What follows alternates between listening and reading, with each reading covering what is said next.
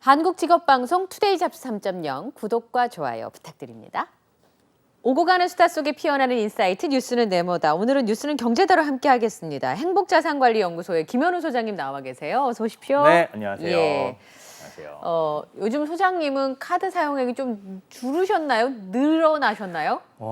솔직히 말씀드려서 제가 그 여행을 다녀오다 보니까 몽골. 네. 거긴 좀 싸잖아요. 근데 안 가던 여행을 가니 이제 카드 사용액은 늘었는데 그걸 빼면은 비슷비슷하죠? 사실 비슷비슷합니다.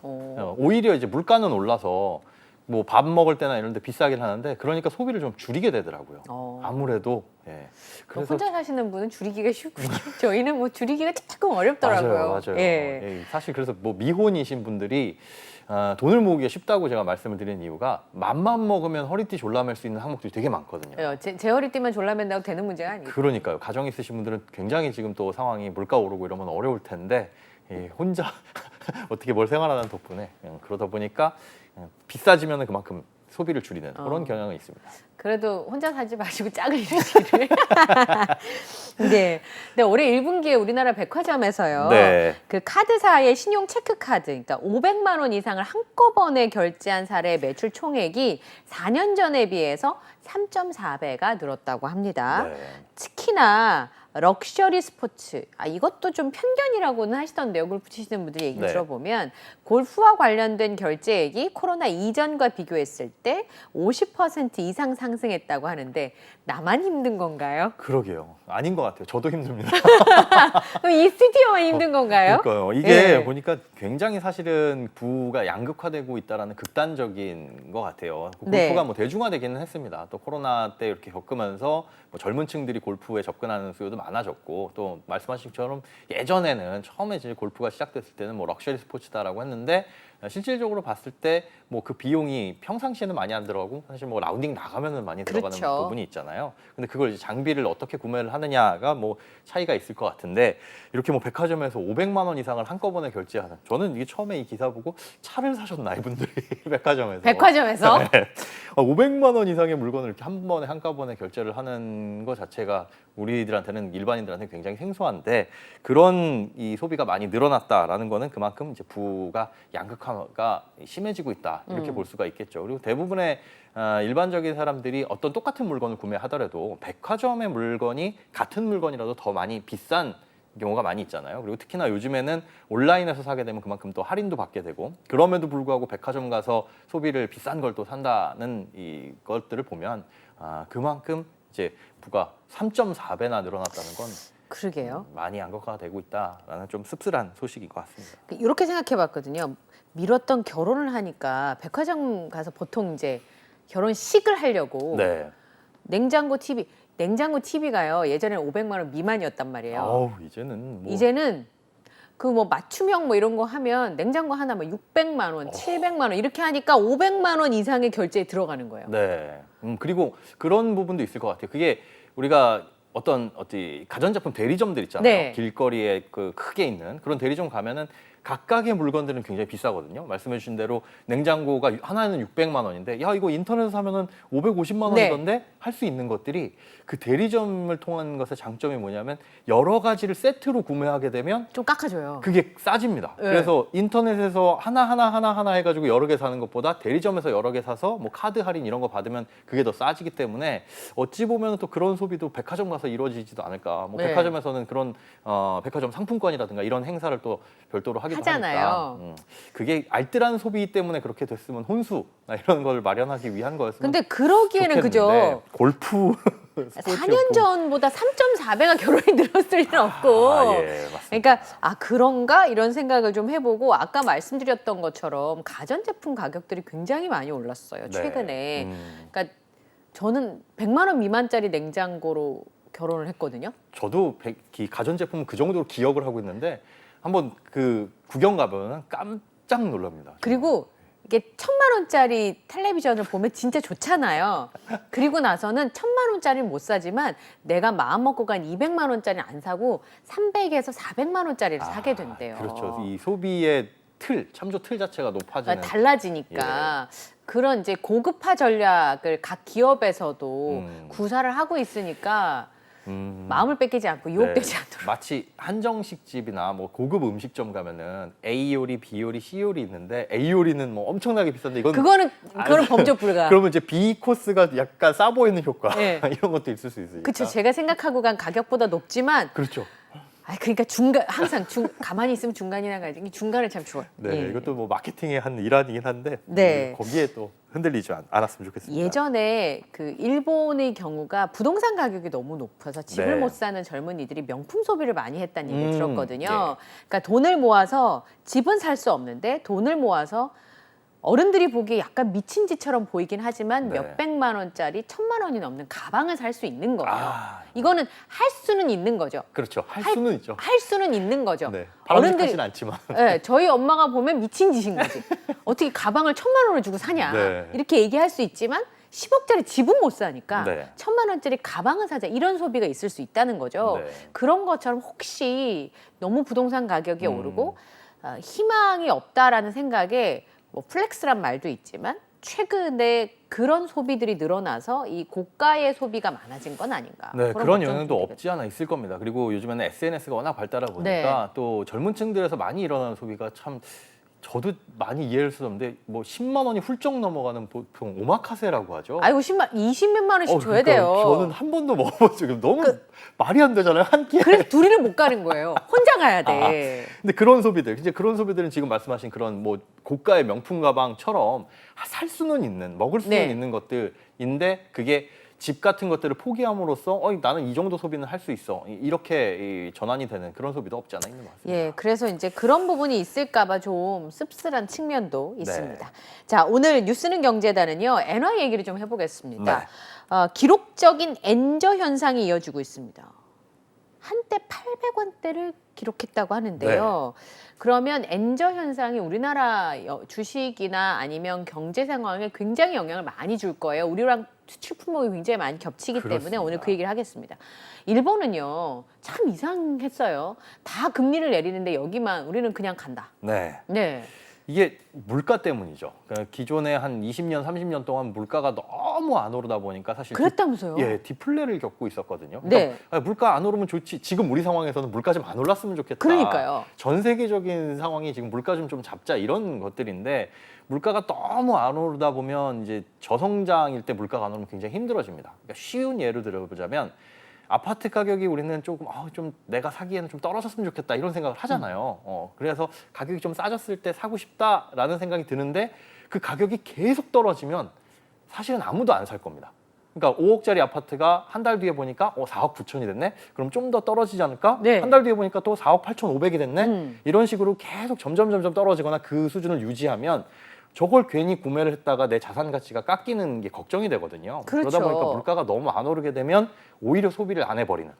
그러면서 성장도 안 되는 이런 악순환이 계속 벌어지는데 일본 같은 경우가 지금 그런 이 상황을 굉장히 오랫동안 겪어온 거죠. 그래서 일본 정부 입장에서는 사실 이 물가를 좀 끌어올리기 위해서 굉장히 부단한 노력을 했는데 그게 잘 안 되고 있다가 그냥 마이너스 금리를 유지한 게 굉장히 오래됐거든요. 그러니까 중앙은행에다가 이 다른 일반 시중은행들이 돈을 맡기면 오히려 수수료를 내야 하는 그런 상황인 겁니다. 이자를 주고 돈을 맡겨야 되는 마이너스 0.1% 금리를 유지를 하고 있는데 그럼에도 불구하고 물가가 안 오르고 있었다가 네. 코로나가 끝나가면서 이제 전 세계적으로 뭐 원자재 가격도 좀 올라가고 물가가 들썩들썩 거리니까 일본도 이제 이게 시작이 된 거예요. 그러다 보니 기분이 좋죠.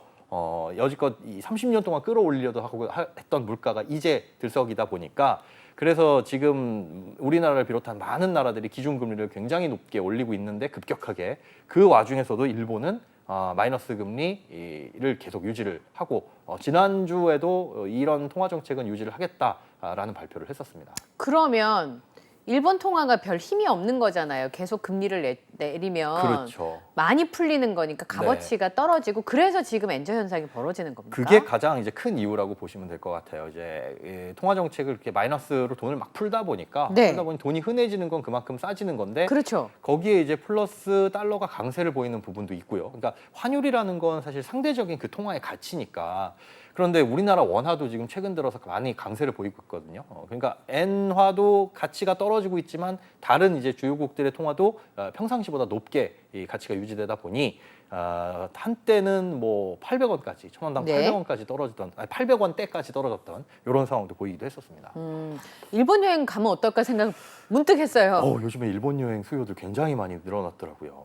그래서 일본에서 동경의 물가가 어마어마하다. 네. 이런 얘기를 막 되게 많이 들어서 거기 반찬도 많이 시키면 안 된다. 그런 얘기 하던 때가 있었어요. 네네, 그렇죠. 오래전에.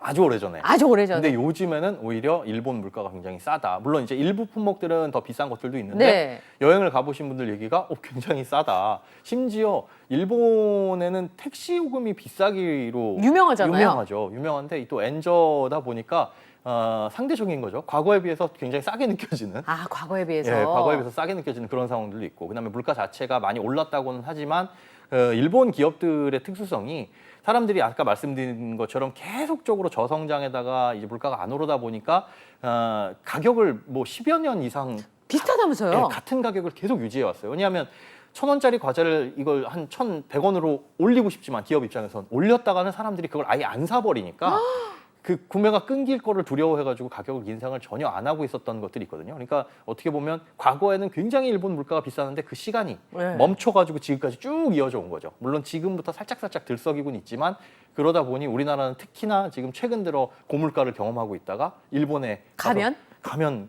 상대적으로 다 싸 보이는 그런 효과가 있는 겁니다. 일본뿐 아닌 것 같은데요. 서울 살다 보면 전 세계 어디를 가도 물가 비싸다고 느끼는 도시가 몇 군데 안 될 거예요. 있긴 있지만. 예, 특히나 뭐 동남아나 이런 쪽이라든지 우리나라보다 뭐 개발도상국이라고 부르는 나라들은 대부분 그럴 거고요. 그러다 보니까 지금 걱정이 되는 게 경상수지 적자가 계속 이어질 수가 있거든요. 경상수지 적자. 네, 여행수지라고 또 생각을 하시면 이게 경상수지는 우리 국민들이 해외 나가서 쓰는 돈까지 다 포함을 해가지고 플러스 마이너스 따져본다라고 보시면 돼요. 그런데 지금 여행수지 적자가 2019년 뭐 3분기 이후로 계속 이 적자폭이 굉장히 크게 확대가 되고 있어요. 그런데 지금 바깥이 워낙 싸다 보니까 우리 제주도 놀러 갈까 하던 분들이 아니. 그 돈이면은 동남아 가가지고 훨씬 더 뭐 길게 좋게 뭐 이렇게 놀 수 있어. 뭐 일본 가서 충분히 더 즐길 수 있어. 이런 수요가 많다 보니까 들어오는 관광객에 비해서 나가시는 분들이 너무 많은 거죠. 여행객이 너무 많다 보니까 이 여행 수지가 계속 적자가 나고 있고 이러면 이제 경상수지 폭도 커지고요. 이 말인즉슨 우리나라에서 돈이 빠져나가는 돈이 많다는데 어떤 돈이 빠져나가는 거냐? 외화가 빠져나가죠. 밖에 나가서 이제 외화를 쓰고 와야 되니까. 그럼 외화가 귀해지다 보면 결국은 그 외화 가치가 올라가는, 즉 달러 환율이 더 올라갈 수 있는 그런 게 악순환이 되기 때문에 그렇다고 해서 이제 여행객들을 강제로 끌어오거나 아니면 해외 나가시는 분들을 강제로 못 나가게 하거나 할 수는 없잖아요. 그럴 수는 없죠. 네, 그러니 결국은 수출을 늘려야 되는 게 가장 큰 부분인데 이거 뭐 반도체 업황도 안 좋고 전 세계적으로 또 일본하고 우리는 또 경쟁해야 되는 입장에서 일본은 엔저로 이제 수출 우위에 있다 보니까 이런 수출에 대한 환경들도 별로 안 좋은 그런 상황이 펼쳐지고 있습니다. 제가 국가 입장에서 보면 열심히 물건을 만들어가지고 영업이익을 다 맞춰서 파는 것보다 여행객들 막 들어오면 그럼 좋죠. 좀 가볍잖아요. 네, 가볍죠. 와서 많이들 써주시니까 일단 그리고 여행객이라는 이 사람의 심리가 온 김에 뭘 하자잖아요. 쓰러 오는 거지. 그렇죠. 애끼러 오는 사람은 없거든. 맞습니다. 아낄 거면 안 왔죠. 안 오니까. 안 왔죠. 이왕 온 김에 이것도 먹어보고 저것도 사보고 각종 이제 돈을 쓰는 것들이 사실은 굉장히 부수적인 효과가 크고 거기서 이제 좋은 경험을 얻었다면 다음번에도 그게 또 오잖아요. 맞습니다. 구매나 마찬가지예요. 꾸준한 경험이 이어지도록 다시 와가지고 또 돈을 쓰는데 그런 부분에 있어가지고 우리나라가 지금 바깥으로 빠져나가는 수요가 더 많다는 게 조금 안 좋은 상황인 거죠. 그러니까 반도체 막 만드는 것보다 명동 와서 좀 자고 화장품 사가면 좋을 것 같은데. 이게 코로나 때 딱 끊겼다가 다시 지금 슬슬 열리기는 하고 있는데 아직까지는 그게 그렇게 활발하게 되살아나지는 않고 그래서 우리나라도 올해 이제 그런 해외 관광객 유치를 위해서 여러 가지 뭐 K 컨텐츠들 많이 지역 축제와 접목해가지고 한다고는 하지만 이게 과연 사람들이 외국에서 그런 컨텐츠가 있는지까지 찾아보고 올 수 있을지 이런 것들은 조금 의문이 됩니다. 어제 뭐 보니까 춘천의 모 축제에서 감자전 한 개 8,000원 팔았더만요. 지름 10cm. 그런 것 좀 안 했으면 좋겠어요. 그러니까 제가 얘기하고 싶은 게 이제는 춘천이든 뭐 지방이든 드라마에 되게 많이 등장을 하잖아요. 그리고 이제 음반 제작할 때 뮤직비디오 안에도 우리나라 명소들이 등장을 하니까 해외에서 오고 싶은 사람도 있을 수 있단 말이에요. 뭐 실제로 BTS가 있었던 곳, 뭐 거기 그쵸? 가지고 우리도 그렇잖아요. 예전에 그 비틀즈 횡단보도 거기가 명소가 된 그 것처럼. 에비로드를 얼마나 자주 가냐고. 그러니까 그쵸? 누구도 간 김에 거기 가서 사진 그렇게 찍잖데. 찍잖아요. 실제 우리나라도 사실 뭐 BTS가 머물던 뭐 숙소 아니면 그 BTS가 밥 먹고 간 식당 그러니까요. 굉장히 유명해지는데 그런 것들을 좀 잘 살려가지고 하면 좋겠지만 거기서 이제 그 일대에서 바가지라든가 이런 행위들은 좀 근절돼야 되지 않을까 싶습니다. 그러니까요. 그래서 그런 부분들 좀 잘 됐으면 좋겠어요. 네. 여행 얘기를 너무 많이. 자, 시중에서 네. 엔화 예금 잔액이 지속적으로 상승하고 있고 왜 그런가 봤더니 쌀 때 사자. 네. 그래서 환전하시는 분들도 많아졌다면서요? 맞습니다. 예. 이제 여행을 위한 환전일 수도 있겠지만은 투자를 위한 환전도 많아졌어요. 네. 그러니까 1년 전에 비해서 이 엔화 예금 잔액이 뭐 16% 정도 증가를 했다고 하니까 그만큼 엔화를 쌓아두신 분들이 많다는 거죠. 나중에 오를 때를 대비해 쌀 때 사두자는 거예요. 그렇습니다. 금값 살 때 금 샀다가 비쌀 때 팔자라는 생각에. 근데 네. 엔화 예금 같은 경우나 이럴 때 그 환차익에 대해서는 세금이 없어요. 환전에 세금이 없어요? 네, 환차익에 대해서 언제부터요? 원래부터 없었어요? 쭉 없었습니다. 쭉 없었어요? 네, 환차익에 대해서는 세금이 없다 보니까 네. 이렇게 이제 투자를 하시려는 분들이 꽤 많이 늘어나고 있는 거죠. 그리고 실질적으로 더 높은 수익을 거두기 위해서 엔화로 환전을 해서 아예 일본 주식을 사자라고 생각하시는 분들도 있습니다. 그러니까 싸게 엔화를 사서 그 엔화로 일본에 상장돼 있는 주식을 사면 일본 주식 지금 굉장히 많이 올라가고 있거든요. 뭐 일본 주식 주가 상승도 있고 그다음에 이 엔화도 언젠가 이 바닥에서 탈출해가지고 조금 더 올라가게 되면 엔화로 인한 수익도 거둘 수 있고 주가 상승으로 인한 수익도 거둘 수 있고 이걸 이제 동시에 일석이조로. 그렇죠. 그리고 일석삼조를 거두시는 분들도 있는데 주가도 지금 상승을 하고 있지만 사실 지금 금리가 거의 고점이라고 이제 전체적인 그리고 네. 특히나 이제 미국의 금리가 고점이라고 보시는 시각들이 많잖아요. 예. 그러다 보니까 일본 시장에 상장돼 있는 미국 국채 ETF를 사시는 분들도 많이 늘었어요.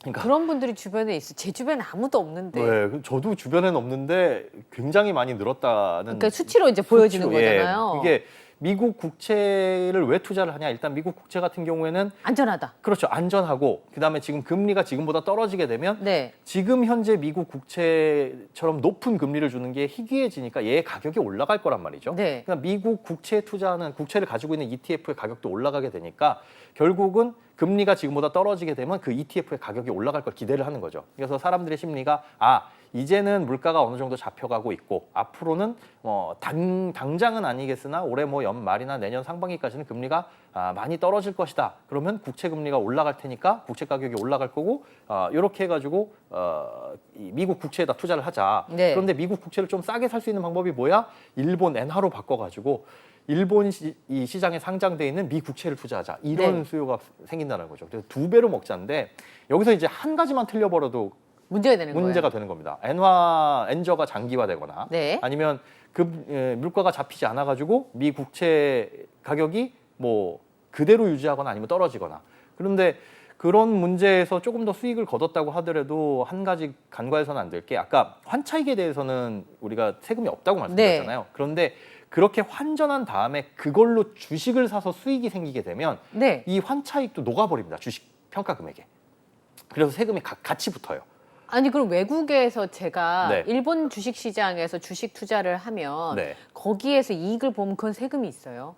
그렇죠. 양도세가 부과되는데 수익이 연간 통산해가지고 일본이든 미국이든 중국이든 모든 걸 다 합쳐서 250만 원까지는 세금이 없어요. 이걸 초과하는 수익이 나면 22% 세금을 내게 됩니다. 그러니까 한 달에 20만 원 조금 넘게 이상 차익을 보면은 그렇죠. 무조건 세금 내야 되는 무조건 세금 내야 건데 됩니다. 환차익에 대해서는 이득이 있는데 그것까지 다 녹아가지고 한꺼번에 과세가 되니까. 맞습니다. 어머나. 그래서 일본 엔화에 투자해서 내가 환차익을 거둬야지라고 생각하셨던 분들이라면은 주식에 투자를 했을 때 그 환차익에 대한 세금도 같이 녹아서 들어갈 수 있다는 것도 꼭 알아두시고 투자를 하셔야 됩니다. 근데요, 일본 증시가 진짜 좋긴 좋더라고요. 네. 33년 만에 사상 최고치를 경신했다고 하는데 맞습니다. 실제로 일본에서 주식을 사고 판 대금 중에서 69.4%가 해외 투자자, 그러니까 70%가 해외 투자자라는 거잖아요. 네. 일본 반도체 끝난 줄 알았거든요, 저는. 근데 그럼. 요즘에 보니까 중국이나 대만의 기업들이 일본에 가서 도시바 뭐 이렇게 네네. 공장 세우잖아요. 맞습니다. 어머 다시 살아나는 거야? 라는 생각이 들었고 이 부분에 우리나라 투자자들도 굉장히 주목하고 있는 것 같아요. 우리 경쟁 상대이기도 하지만. 그렇습니다. 뭐 이제는 우리가 그러잖아요. 동학개미. 뭐 이제 일본에는 일학개미라고 부르더라고요. 일학개미라는 게 있어요? 예, 일학개미, 동학개미, 아, 서학개미 그래요? 이런데 개미만 있어. 일학개미. 지금 보니까 이제 일본에다가 투자를 하시는 분들도 많이 늘어났고 이렇게 엔저 효과로 인해서 어느 나라 그 나라에 이제 이렇게 화폐가 환율이 낮아지게 되면 이렇게 외국인 투자 자금들이 들어올 수밖에 없습니다. 와, 저기 싸다. 예, 싸다.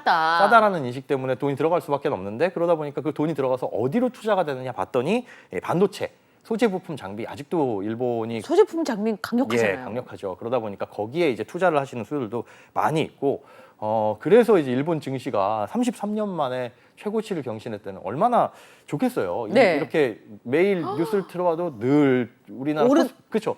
코스피도 한 10년 동안 그 밴드에 갇혀가지고 어제 뉴스를 보나 작년 뉴스를 보나 10년 전에 보나 그 박스권이에요. 그 박스권인데 사람들이 볼 수 없었던 수치가 이제 계속 눈에 보이기 시작하니까 야, 일본에서도 이거 저금리 기조 계속 유지를 해야겠다라는 통화 정책 방향이 그대로 유지가 되고 있는 거고 그런 투자 심리가 계속 살아나다 보니까 연일 뭐 니케이 지수고 뭐고 계속 올라가는 상황이 벌어지고 있는 거죠. 와, 그렇군요.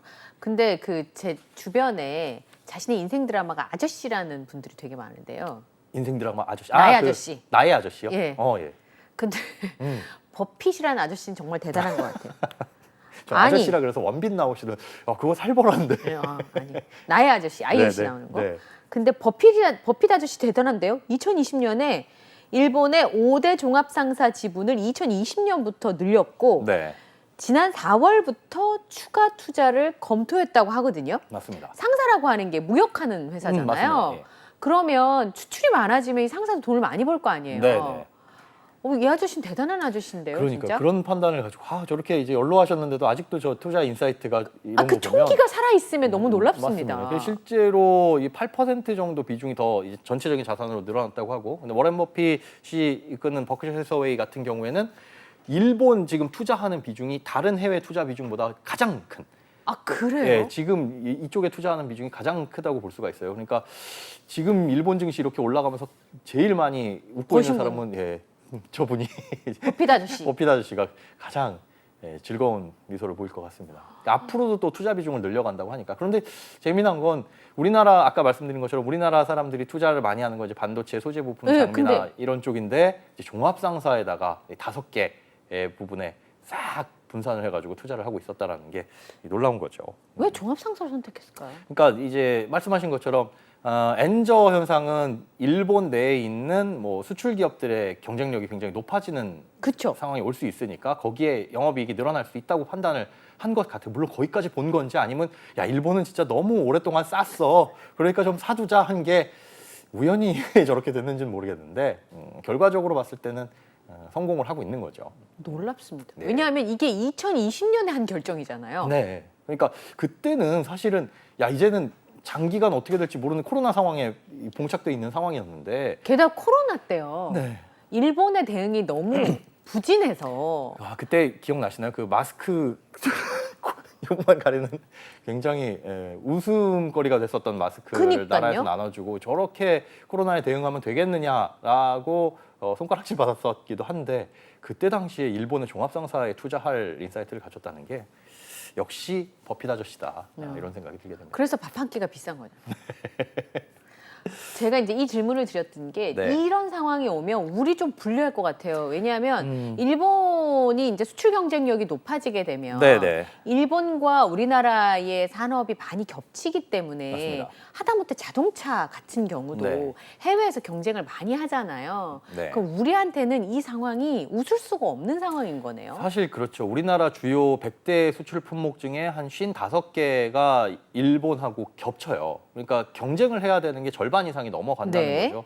물론 일본 자체적으로 봤을 때는 또 그런 부분도 있습니다. 우리나라 같은 경우는 거의 수출에 의존하는 국가인데 일본은 내수 시장이 좋잖아요. 그렇죠. 그러다 보니까 일본 경제를 지탱하는 게 거의 이제 중소기업들 70%를 담당하고 있는데 그 70%의 중소기업 중에 수출에 관련된 업체는 거의 없습니다. 그러니까 뭐 사실 그 비중이 이렇게 크지가 않다는 거죠. 어. 그래서 일본 경제로 봤을 때는 지금 같은 엔저 현상이 와 일본 경제 이제 확 되살아나겠다, 엄청나게 드라마틱하게 올라가겠다를 기대하기는 무리라는 시각들이 많이 있어요. 아, 그래요. 그런데 그 얼마 안 되는 수출 품목이 우리랑 겹치는 바람에 이제 경쟁이 치열해지는 거죠. 사실상 앞서 말씀드린 대로 엔저도 있지만 원화 가치가 올라간 부분도 많이 있거든요. 그래서 이런 상황이 계속되게 되면 가뜩이나 수출 어려운 상황에서 조금 더 힘들어지는 상황이 당분간 펼쳐질 거라고 예상이 되고 있습니다. 네. 현재로는 일본 경제에 훈풍이 불고 있는 것처럼 보이거든요. 네. 엔저 현상 때문에 기업의 실적이 개선이 되고 네. 그럼 경제가 좋아지는 이 선순환의 카테고리 안으로 들어온 걸까요? 아직까지는 들어왔다고 보기는 어려울 것 같아요. 그러니까 문을 열고 살짝 발을 걸쳐놓은 상태. 네. 그러니까 이제 일본 정부도 이제 중앙은행도 이런 통화 정책을 계속 유지를 해야 되겠다라고 판단을 하는 것 같은데 사실상 어려울 수 있거든요. 이런 통화 정책을 계속 마이너스 금리를 유지하는 게 네. 일본 아까 말씀드린 것처럼 수출의 비중이 크다면은 그로 인한 효과들이 클 텐데. 그것보다는 이제 내수 시장에 미치는 영향들이 안 좋아진 것들이 있을 테니까 다만 이제 중앙은행에서 또 생각하고 있는 게 뭐냐라고 추측이 되는 부분은 일본 국민들 같은 경우는 많은 돈들을 그냥 예금성 자산에 넣어놓고 있습니다. 뭐 현금으로 다 갖고 있다면서요. 특히나 이제 노후 자금들을 어딘가에 투자하려고 하지 않고 안전한 은행 예금에다가 묻어놓으려는 성향들이 그렇겠죠. 굉장히 짙어요. 그런데 지금처럼 이렇게 주가가 빵빵빵빵빵 올라가면 우리도 경험했잖아요. 재작년 코로나가 딱 터지고 난 다음에 주가가 막 올라가니까 정말 주식에 전혀 관심 없던 분들도 그냥 뭐 마구잡이로 사기 시작하고 그래서 뭐 안 좋은 영향도 있기는 했었으나 그런데 지금 일본 증시가 이렇게 올라가면서 마이너스 금리를 계속 유지를 하는 것도 그렇게 안전한 예금성 자산에 묻어 있는 일본의 노후 자금들, 뭐 예금성 자산들 이런 것들을 좀 끌어내려는 의도 아니냐. 그런 것들이 주식시장이나 이렇게 들어오게 투자시장에 하려고. 그렇죠. 일로 들어와야지 기업들이 그 투자를 받고 그게 또 확대가 될 수 있으니까 선순환을 만들겠다라고 하는 의지를 지금 펼쳐 보이고 있는 것 같은데 아직까지 이게 추세적으로 선순환 국면에 접어들었다라고 보기에는 조금 섣부른 경향이 없지 않아 있습니다. 일본은행 총재하기 힘들 것 같아요, 지금. 남들 다 올라가는데 네. 나는 내릴 겁니다를 계속하는 거잖아요. 앞으로도 맞습니다. 계속 그럴 가능성이 높네요. 그럴 가능성이 당분간은 높을 것 예. 같아요. 그래서 엔저를 바탕으로 어떤 일본에 투자를 하시려는 분들은 뭐 당장의 수익을 거두기보다 그래도 한 올해 하반기까지는 가지 않겠느냐 이런 상황이. 그래서 내년 아무리 빨라도 뭐 내년 뭐 1분기 정도에는 이런 통화 정책 방향을 바꿀 수가 있다. 근데 그걸 기대하자면 뭐 지금부터 투자를 하는 것도 나쁘지 않은 선택인데 앞서 말씀드린 것처럼 환율은 어디까지나 이 상대적인 통화 그렇죠. 가치이기 때문에 일본의 엔화 가치가 전 세계적으로 국제적으로 올라간다고 하더라도 우리나라 통화 가치가 지금보다 더 높아지게 되면은 그것도 이제 손해를 볼 수 있는 부분이니까 투자는 좀 신중하셔야 되고 다만 이제 지금 같은 엔저 현상, 마이너스 금리를 일본이 그렇게 끝까지 유지는 하기는 어려울 것이다 현실적으로. 수출로 인한 수익보다 이익보다 그리고 해외 투자자들로 인한 이익보다는 자국 내에서 힘들어질 부분들도 생길 수가 있기 때문에 뭐 네. 침체가 올 수도 있기 때문에 아마 연 말까지 정도 혹은 내년 1분기까지 정도만 유지를 하지 않겠느냐 이렇게 보는 시각들이 좀 우세합니다. 우리 원화를 엔화로 바로 못 바꾸고 달러 바꿔서 바꿔야 되는 거죠? 계산할 때 원래는. 원래는 사실은 뭐 환율을 계산할 때 그렇게 통화 가치를 보죠. 예. 그런데 그러니까 뭐 이렇게 1대1로 표시가 되기는 하지만 그렇죠. 실제로 완벽하게 엔화와 우리 원화가 이렇게 비교되는 게 아니라 달러에 이렇게 맞습니다. 마치 연동되니까. 금을 사는 것과 마찬가지예요. 우리나라 금값 올랐다라고 하지만은 사실은 전 세계적으로 봤을 때 달러와 금과 우리나라의 같이 비교를 해야 되는 것처럼 삼자가 움직여야 되는 거기 그렇죠. 때문에 그래서 국제 금값이 오르는데 국내 금 시세가 뭐 떨어지기도 하고 예. 그런 상황에 볼 수가 있는 것처럼 엔화 가치가 지금보다 올라갈 거야라고 기대를 했는데 전 세계적으로는 올라갈 수 있으나 즉 달러 가치에 비해서 엔화 가치가 올라갈 수는 있으나 네. 우리 원화 가치가 올라가 버려서 엔화 가치보다 더 올라가게 되면 그러면 이건 또 손해를 볼 수가 있다는 거죠. 그러니까 그런 거는 따져보셔야 되는 네, 거예요. 맞습니다. 예. 자, 끝으로 우리 청년도약계좌 얘기를 좀 해보겠습니다. 아까 말씀드린 것처럼 이 청년도약계좌가 매달 70만 원씩 지금 보시는 것처럼 5년 만기로 쭉 이제 적금을 하면요. 네. 이게 큰 돈 타갈 수 있는 거잖아요. 그렇습니다. 네, 벌써 30만 명 넘었다는데요. 네, 어제 기준으로 30만 명이 넘었고 뭐 첫날에는 한 7만 7천 명. 이게 7만 지금 7천 예, 명. 오부제를 하고 있어요. 서버 예전에 네. 막 그런 이런 청년 무슨 계좌 무슨 적금 나오면은 한꺼번에 사람들이 몰리다 보니까 뭐 서버가 마비되고 그래서 이번에는 뭐 요일별로 네. 날짜별로 뭐 예. 끝자리가 몇 년도 출생자 이렇게 해가지고 지금 자르고 있는데 30만 명이 넘어섰습니다. 그런데 이게 시장에서는 반응이 약간은 이게 과연 하는 게 좋은 거냐라는 반응들도 없지 않아 있어요.